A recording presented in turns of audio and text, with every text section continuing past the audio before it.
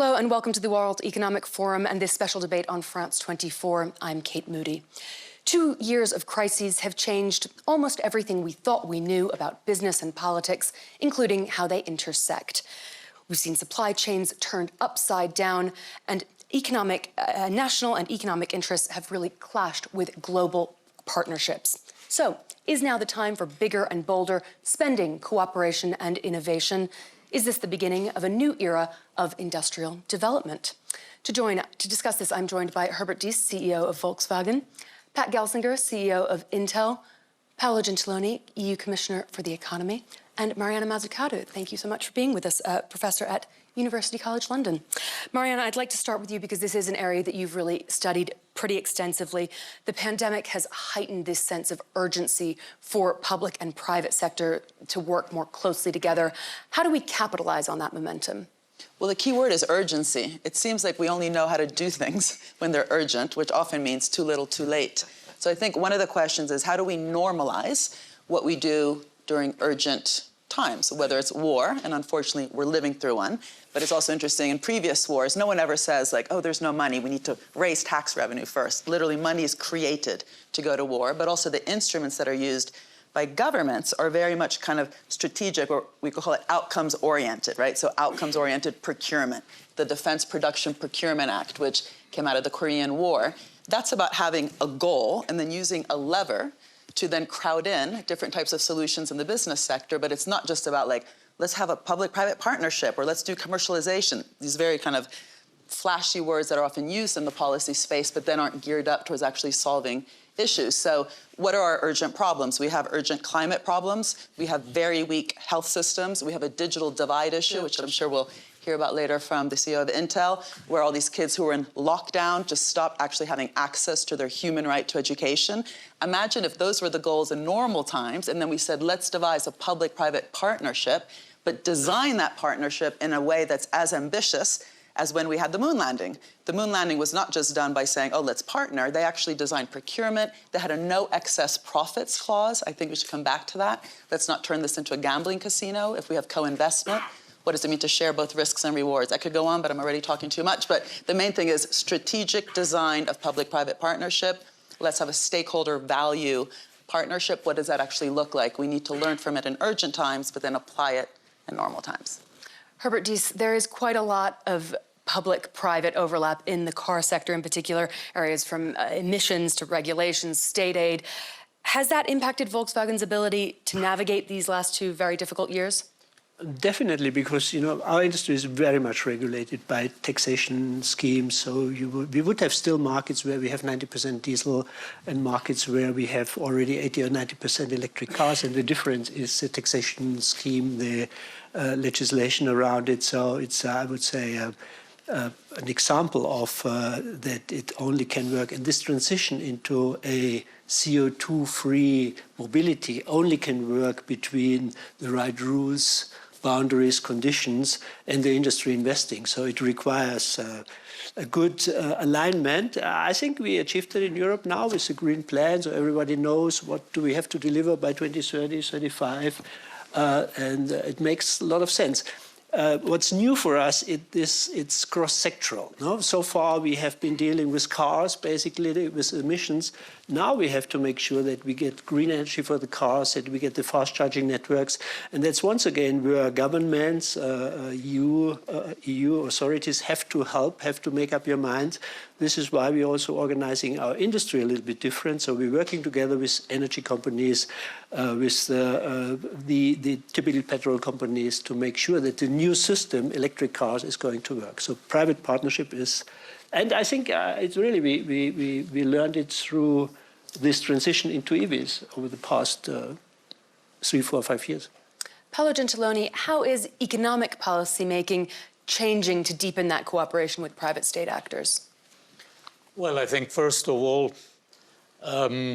with lesson learned, because when we talk of public-private partnership, I am always going to reflect to what happened with the pandemic. I think this was an extraordinary example. like the moon in a certain sense, because indeed common policy decision joined with private research investments realized an extraordinary success. Then, of course, a success that was not able to become a global success because it was a success for Europe, for United States, for the more advanced economies and not for all the world. But please don't forget that this was exactly the example of a political decision in Europe also, an outstanding capacity of common procurement of vaccines, supporting research and delivering on this. I think this is changing the way we have to decide our politics also for the future challenges. And if I may mention the two of them, first is the climate transition, as you were saying before, because of course the European Union is frequently considered the queen of regulation, no? And it is, in a certain sense, a political body, but also delivering regulation in a lot of domains. But in this field, if we want the climate transition to become real, we need this regulation, these guidances to be decided together with stakeholders, with the industries. And I think that despite the fact that the targets we have are very, very ambitious, these are shared in a certain sense, with difficulties because each country has different priorities, each sector. So if we want to manage this, the climate transition, we need to decide together. And this is the same for the digital transition, but I will leave to our Intel CEO to discuss this. Well, that brings us nicely to Pat Gelsinger. Thank you. Intel has been expanding very rapidly, especially within Europe. To what degree has government policy played a role in that new chapter for you? Yeah, and I think obviously in this period of time where semiconductor supply has become, such a incredibly sensitive topic around the world, all of a sudden we woke up and we realized that this is an industry that we invented in the U.S. and Europe, right? And we had 80% of the supply chain in the U.S. and Europe, and then the public-private partnerships that occurred in Asia, right? Now they have 80% of this supply. And it was never that U.S. and Europe voted to get rid of this industry. It was that those public-private partnerships voted to attract that industry. And now we're sitting here, an industry that we created, we have 20% manufacturing in US and Europe, right? And I just say, wow. And all of a sudden in the pandemic, we saw demand was sort of going along at 5-6%, right? And then in COVID crisis, boom, 20+%, and supply chains get disrupted, and we have 0%, actually negative supply, and all of a sudden we have a gulf of 25%, right, in the supply chains, and everybody wakes up and realizes, oh my, we have let this industry entirely become dependent on Asia. We must rebalance the supply chain, and we have to build much more rapidly. And we and others have leaned in, the US CHIPS Act, the EU CHIPS Act, huge statements of how critical this industry is. And I would just say, what aspect of your life is not becoming more digital? Right? Every aspect of human existence is becoming more digital. Everything digital runs on semiconductors. Nothing could be more important. And I've even gone as far as saying the last 5 decades of geopolitics has been defined by where the oil reserves are. I'll argue that the next several decades, where the fabs are, right, the manufacturing of chips, is more important than oil reserves for a digital future. So let's build them where we want them. And clearly the steps forward on the EU CHIPS Act, we're thrilled.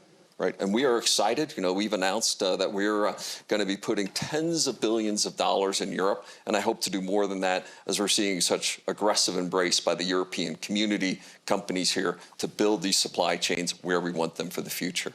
Pat, I want to keep talking about semiconductors because they really do illustrate what we're talking about here. Do you think that government is reacting fast enough to changes in the tech industry? Of course not. right? And and just in that, businesses react fast. Herbert as CEO, man, he makes a decision, everybody jumps to the attention and goes. In government, it's a much more consensus process, building across a complex union, right, of interest. So I'd say always not, but by design, they're not moving fast enough.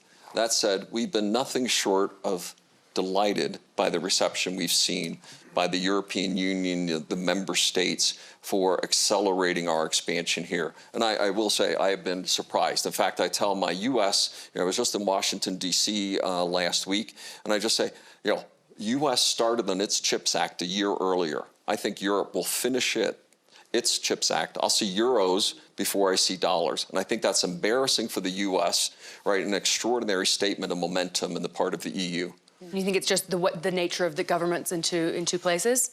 In the U.S., the idea of public-private partnership, or maybe industrial policy, right, almost as a profane statement, right, has this, we have to leave these things alone. And I remember when I was met with Marguerite Vestager, right, early last year, and she said we should only be involved where there is failure, right, of market.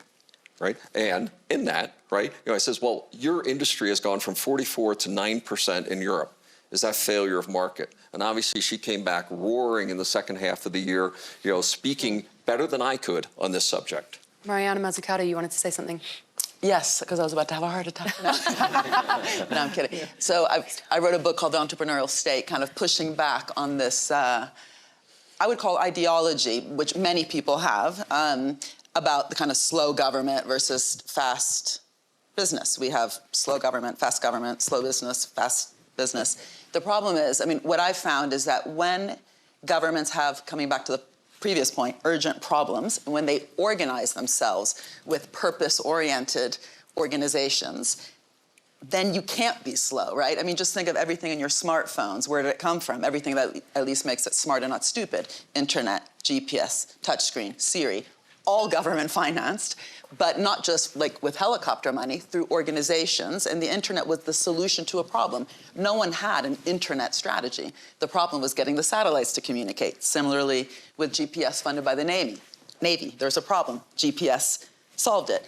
And along the way, they failed. There was trial and error, something that venture capitalists like to brag about. As soon as a civil servant fails, front page of the newspaper. So a bit of also cultural change, organizational change, because we need more purpose-oriented DARPA-type institutions across the board, not just in the military-industrial complex. We need those kind of organizations thinking about, again, the digital divide, thinking about a plastic-free ocean, thinking about climate, and so on. And so it's really an outcome of how we organize and govern these institutions, just like with corporate governance. We know that maximization of shareholder value is not necessarily, the best way to govern a company. Similarly, public organizations can be governed in different ways. And instead of saying it's the DNA of government that makes it slow, we should actually rethink the organizational challenge and the tools, make them purpose-oriented, and then work with public and private in a much bolder, confident way also to make sure the rewards are shared, not just the risks. Paolo Gentiloni, I do want to ask you about the EU CHIPS Act. Where does that stand, and how quickly do you think it can help unblock these supply chain problems we've been seeing? Well, I'll say three. First, I love a certain slow motion of political decision making, because this is democracy, of course. Yes, decision making needs consensus, building agreement among different parties, and without this, you have maybe speed autocratic governments that we don't like. And I'm sure that we agree on this. This is the difference. So and then you can have better or worse government, better or worse corporate governments. But by definition, political decision-making needs its time for building consensus on a democratic system. Second point, it's very interesting what you said about the dynamics in the European Union, because it's exactly the dynamic we are living. Honestly, the word industrial policy also in Brussels was not so popular until a few years ago. And this is part of a reshaping of the European policy towards the idea of having a sort of strategic autonomy that Europe needs in the future. And part of this is the industrial policy on semiconductors, the CHIPS Act, formally adopted in last February, which the starting point is very easy. We have an enormous increase of demand, and we are totally dependent, mainly from South Korea and Taiwan. So we need to build our capacity. We had very, very low investment in recent decades. We know that the market will double by 2030, 1 trillion market. And in Europe, we all need to increase our capacity. So we put some money, some regulation, some incentives for foreign investors.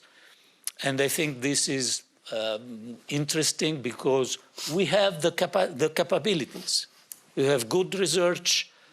We have good experience in equipment for this industry, but we don't have the capacity. We are too low. So I think that CHIPS Act is one of the good example of the fact that we are changing a little bit our mind, and we will have an industrial policy at European level. Herbert Diess, will that? I would really underline that and strengthen it. I'm very happy that we are opening up to an industrial policy because, it's so important to be successful. And all successful competitors worldwide, they have an industrial policy, whether it's explicit or it's an internal cycle. And it's required because if you want to be successful in worldwide markets, and I still believe that the markets will remain substantially worldwide, you have to be competitive in those markets. And to be competitive, you need economies of scale. And you normally create economies of scale in your home market to be expensive. So governments have to think about how to create markets, how to shape markets. Where do we want the market to go? Do we want to go to electric cars or not? Is that something? We should consider, for instance, if we now building up a renewable economy, we should reconsider all the semiconductors we need for the solar panels, which today are coming from 90%, not because of technology, because there's so much value added, which we basically outsource. So we should consider to build it up, regain wind energy, batteries you mentioned. And this is where we need an industrial policy. I was a little bit hesitating when you said autonomy. I think autonomy, and this is what we're talking currently a lot. We want to become independent from China, from Asia, from Russia. I think that is dangerous because this world we are living in is based on a world really of worldwide trade. And let's do the things which some areas, nations, economies can do better and make the value. And that creates a lot of value, competition, and also innovation in the world. And if we wanted to go to, let's say, self-sufficient states or so, we would lose a lot of dynamics. And I'm not counter. Let's say, interpreting what you've said, but Taiwan is so strong in semiconductors. First of all, because there was policy, okay, but today, because they're so competitive. And the latest technology is not about the amount of factories, but the latest technology of chipsets for the smartphones you only get in Taiwan. And this is for sure, it's also a reason because there was an industrial policy, but today they're very competitive. So now if we build up now this competitive semiconductor supply in Europe, in the United States, and depending less on Taiwan, will then Taiwan be a safer place? I don't think so. I don't think so. I think a self-sufficient world in blocks is a much more dangerous world and a much less innovative world and also I would say a world which cannot grow as fast and solve so many problems like we have today, the energy transition, or let's say climate change in general. So I would. Can I disagree with you for a I don't second? like this. Or help them, right? Okay. Right, because it's not about creating independence. It's about creating geographically balanced supply chains that you have less single points of failure. Right, and to me, that doesn't create more independence. That creates more interdependence. Right, in the world economics. Right, and if I don't have a single point of failure, I'm not as worried if, in fact, they have a crisis. Maybe a energy grid, fails in that country, or they have a flood in that country. If I have a more geographically dispersed supply chain, it's a better supply chain. The phrase we use is we need to go from just in time to just in case. Right, we need to build more resilience into a global supply chain with more points, right, of supply into it, less points of unique dependence, and that actually allows us to have a better political framework as well. Because then, if I don't have unique supply dependencies, then little things stay little things in the geopolitics as well. Mm-hmm. Just one comment to Pat, and we're working but you well. Don't We're working well together. So much. We're working well together. But the current VW, buy more Intel. Okay. The current constraints in semiconductor supply are not an Asian or problem because the production location is Taiwan or China, or we only have now 10% in Europe. The current production shortages are because we planned it poorly. Yeah, we all knew that the Internet of Things would happen, that any other device would be connected. Then the pandemic hit, and the demand really raised a lot, and we always had oversupply of semiconductors. And you still remember that, no? Where we had idling plants worldwide. And I'm also in some of the boards of the plants, and we just underestimated the demand worldwide. And the supply, the lack of supply is not Asia; it's worldwide. We had a lack of supply from the United States plants, from the European plants, from the Japanese plants. So this has nothing to do. But I agree, more alternatives, let's say a competitive edge or advantage in Europe over Taiwan or the US, that helps. Competition helps. So, and I'm also concerned that we only have one company which is leading edge. Mm-hmm. Mariana Mazzucato? Yeah, it's just interesting that we're saying that industrial strategy is new, because one thing is whether something is really new, or are we just talking about it again all of a sudden? So the U.S. historically has had an industrial strategy. I just gave an example, but they pretended they didn't, right? So they act Hamilton and they talk Jefferson. Yeah. And now everyone knows who Hamilton is because of the musical, but it was because of industrial strategy. And so if we're talking about it, kind of coming out of the closet, with therapy and actually talking openly about industrial strategy, how do we make sure we don't fall back to the old type, which was literally just picking sectors, often sectors that lobbied their way up to be considered a top sector. And I fear that the way we're sort of talking about it now is the old way, like a sector, semiconductors, and why? Oh, because we don't have enough of them. Where actually the semiconductor sector itself emerged from a period where we needed them to do stuff, but the conversation was what that stuff was, right? So think today, in terms of climate, of course, a climate strategy, a digital strategy, like all those different purpose-oriented strategies I talked about, need so many different sectors to be tackled. Just like, again, going to the moon was not just aerospace. It was innovation in nutrition, electronics, materials. The whole software industry, as we know it today, in some ways was a spillover of the moon landing. So I don't think there's enough discussion about what those kind of moonshots are. And what Herbert said before was the intersectoral. This is about intersectoral industrial strategy, not obsessing about one sector, which often, if you hear the conversations, it's kind of, sometimes also done by people, obviously not on stage today, who might not even know very much about the sector. They've just been told it's a top sector. And by the time they get there, it's too late because that sector's moved on.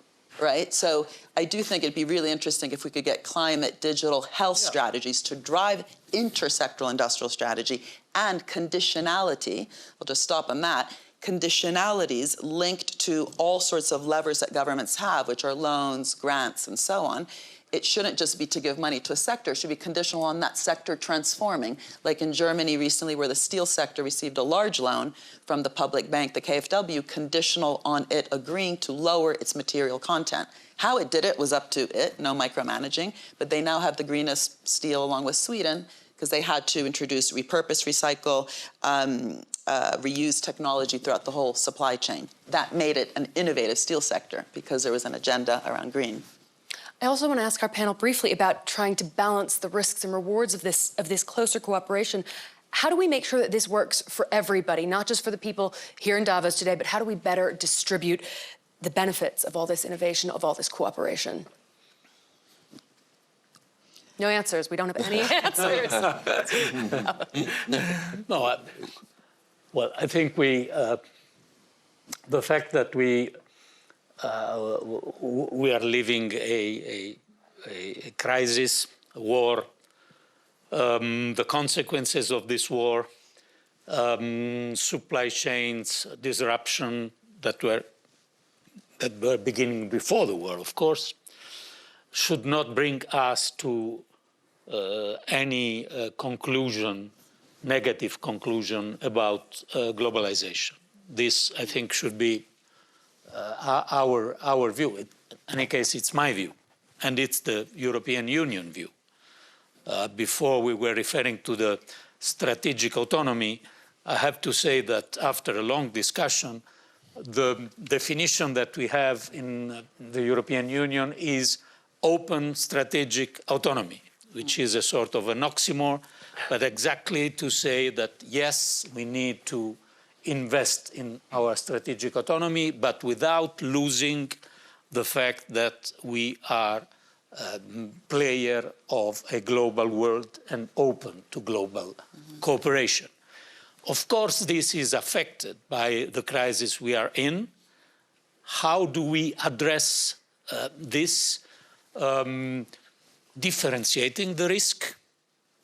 I agree with what you were saying, but not because we are thinking to a new form of self-sufficiency.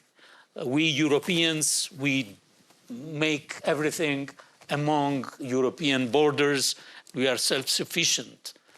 This is quite impossible. And the fact that we have billions of people emerging from poverty in the world is connected to globalization. And we need a more secure globalization, but not a reduced, decoupled, humiliated globalization. So I think this message is very important now that globalization is at risk because of the real problems that we have. So we can't depend from a single country on a rare metal or not only chips. There are several things we can't depend on single country. We have to diversify, to strengthen and shorten our supply chains, but continuing to trade in an open way with the world. But Mariana? on sharing rewards, like the concrete ways to do it, I think really need to be rethought because the risk is we end up socializing risks but privatizing rewards. And health innovation is the best example. In the United States, for example, the National Institutes of Health, which are government, put in $40 billion a year towards health innovation. And of course, there's all sorts of great public-private partnerships, but the partnership, again, doesn't result in the sharing of the reward. So prices of drugs that come out of publicly financed co-investment, because obviously the private sector invests a lot as well, the prices should reflect that kind of stakeholder collective creation of value. They don't. The US could. It actually has the right to march in rights through the Bayh-Dole Act. It's never exercised its right. Intellectual property rights, they've been abused. They are often used just for kind of extraction. Intellectual property rights should be weak, so easy to license, narrow, not too wide, and more downstream, not so upstream that we're actually privatizing the tools for research. That's what the public sector should be negotiating with the private sector. That's a bad governance of an innovation system when you have the opposite, very strong, very wide, very upstream intellectual property rights. So the sharing of the rewards is how you govern the system towards some sort of common good criteria, and you don't have that when you just have one side de-risking the other. One of the things that, certainly as we, and I look at it through the lens of my industry and what we're doing, but one of the things, as we look at the CHIPS Act in Europe, for every dollar that we would receive in incentives, we're putting in 2 or 3. Right, so there's a high multiple of our investments co-investing. But we've also seen that for every job we create, we're on average creating 7 to 10 jobs. Right, these are supply chain jobs. These are other things. These become magnets of investment. We are, at the Magdeburg site, we expect that we'll probably be employing 7,000 construction workers for almost half a decade to build out that site. An extraordinary demonstration, right, of community building, and then around it, it becomes a city. Right, policemen, teachers, right, restaurant workers, everything sort of comes around it, and it's a magnet for technology. So we've clearly seen that, at least this model of investment, shared, co-risk investment, but also fundamental of manufacturing jobs, reshoring, creates this dramatic multiplicative effect across demonstrating extraordinary economic return for those incentives. So, I don't know that I've thought through it as thoroughly across a wide range of industries, but clearly in this case, this is extraordinary, right, in terms of the capacity that it has for producing wealth, for economics, right, not even to mention some of the supply chain or national defense implications thereof. Herbert, briefly? Yeah, generally agree. No, I think such a big technological investment is worthwhile also public support, because it creates so much wealth for an entire state and company. And this is how it happened in Taiwan as well. No? And that a lot of this is public money invested there. So it's probably required. We always should look, and this is a concern now, if you're building up now so much capacity, we have to look that it's worldwide competitive. Yeah? Because, if we're talking then to some of your competitors, wouldn't you come to Europe, say, yes, we can, but you would have to pay twice the price for the same semiconductor. No? And then it's not working. We have to be, our investment has to be competitive, and we have to be fair on worldwide, because there are many, let's say, efficient plants and committed people working in other places of the world which want to earn their share of the world economy. We have time for a few questions from the room. If anyone would like, if you could stand up, I think we have microphones that can come to you. There you go. And if you could stand up, please, yeah. So my question revolves around technology competition. Your name, sorry? Oh, my name is Rob McGinnis. I'm founder of Prometheus Fuels. I'm a tech entrepreneur, so I care about tech competition. I want to compete with my tech. So technology competition is opposed in some degree with industrial development if industrial development or industrial policy chooses a platform that can have the effect of suppressing competing technologies which might be superior. So how do you balance the desires, all the obvious benefits of industrial policy with the potential for suppressing competitive innovation and technologies? A good question. No? It depends probably very much on the sector you're talking about. Yeah? But could you mention which sector you're in? Energy. Energy. Yeah. Energy is highly regulated now, and for sure there is it's not a free marketplace in many countries in Europe, at least. It's a lot of also public money going in. It's regulated, and the players there accept that it's a regulated market, I would say. No, so but there are areas where you can, within the regime they set between EU government and rules and national, which are quite severe there. You always find your gaps where you can build up your business. But I accept that it's not really a free innovation environment. At least, again, looking through my industry lens, there's 2 things that are complementing the investment or incentives in the manufacturing domain, right? There's building out a foundry capacity for universities and venture communities and long-term pre-competitive research. Right, I think those 2 areas fundamentally create the opportunity for technological competition long term. More capacity for university research shuttles that they can be, experimenting, and long-term pre-competitive research with very generous or totally open IP considerations, right, that tend to create that long stream capacity for sustainable entrepreneurial innovation. And I view those as the complements to incentives into core manufacturing. I would like to add, because I think you make a very relevant point there, and I think we should be very cautious in this subvention, in the incentives we are giving politically, because the tendency is that they stay there for many years. For instance, in Germany, we still have 4 billion subvention into diesel. No, we don't need diesel anymore for let's say, becoming more efficient. But it seems to be so difficult to take away. And there's still some even incentives going into coal mining. Yeah, not a lot anymore. Gladly, but I think it's really, it's a very valuable point. We really should think through the innovation, the subvention schemes we are thinking, and then taking away what's not necessary anymore, which is a challenge. No, just one comment. I think of course, we run the risk to understand industrial policy as the fact that public authorities, governments are deciding what is the best technological solution and answer for the problem. This would be crazy. We have an example exactly on the vaccine, for example. Vaccine was a scientific extraordinary success. Behind some of the success, there were also national or European funding in some of the companies, but the basis was competition among these companies and technological autonomy. And this was not the case in other countries that produced other vaccines, but not so effective, as we know.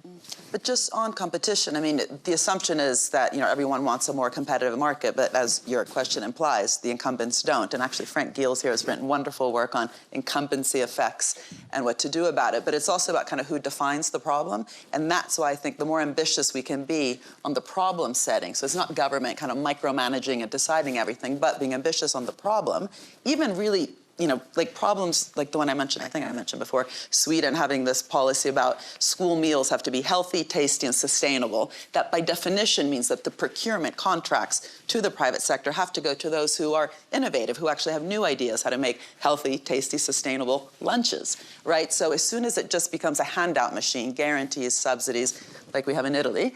Anyway, exactly. That's part of the problem. So it's not about government policy or not. It's can the government policy be really ambitious to crowd in as much experimentation and new thinking within different sectors in the business community, and then using even something like a public bank can be a problem. In Italy, our public bank ended up handing out money to sectors who, again, just lobbied their way up and asked for it, versus providing patient long-term finance to those companies that are willing to work with you on really difficult things.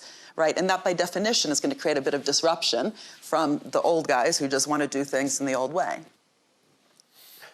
One we've only time for one more question, I'm afraid. There's a microphone for someone. Is it there?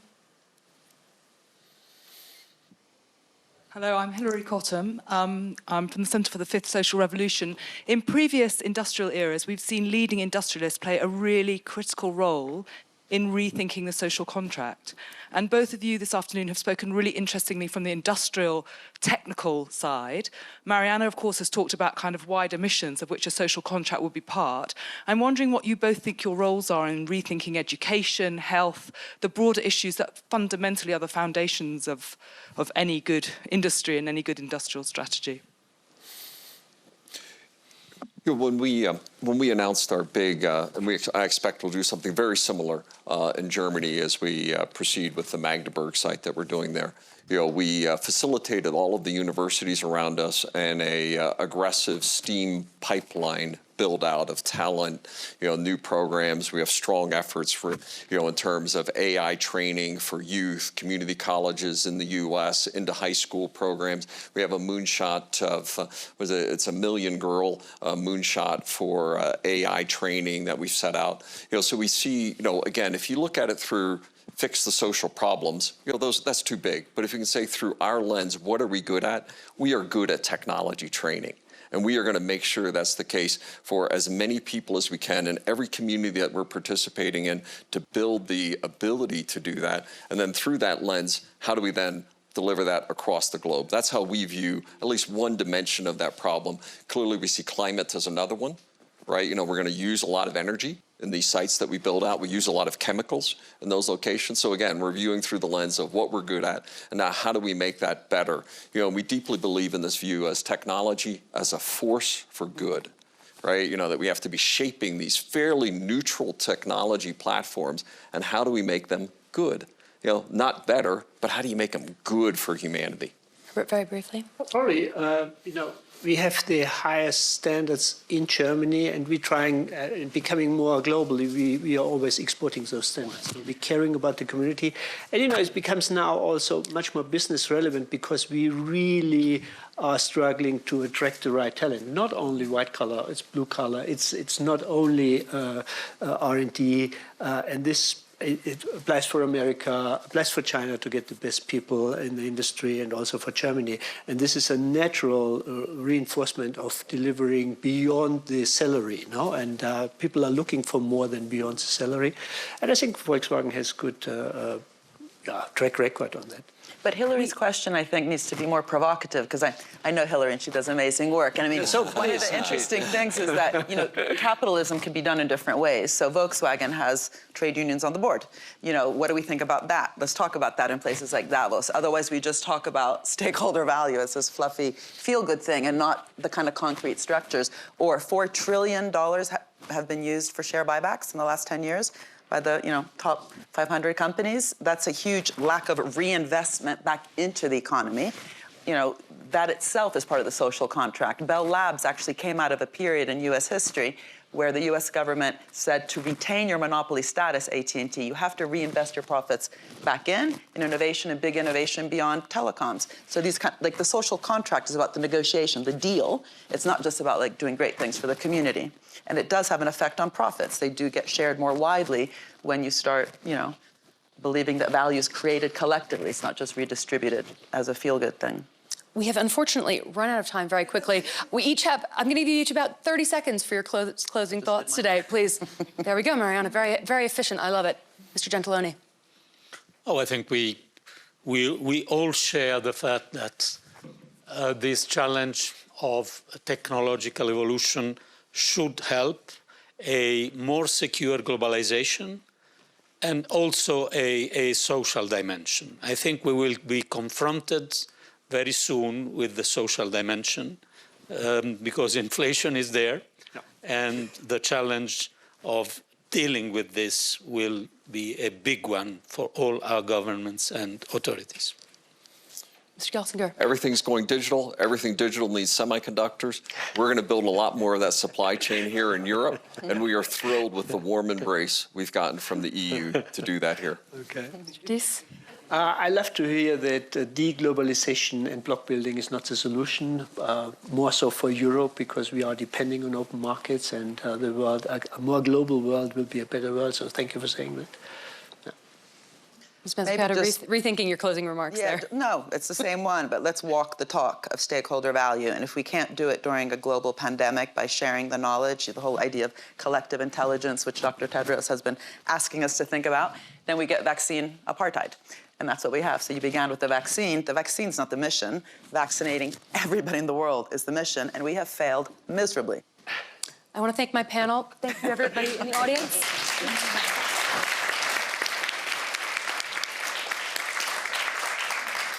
And thank you all at home who are watching as well. There's more news coming up on France 24. Bye from Davos.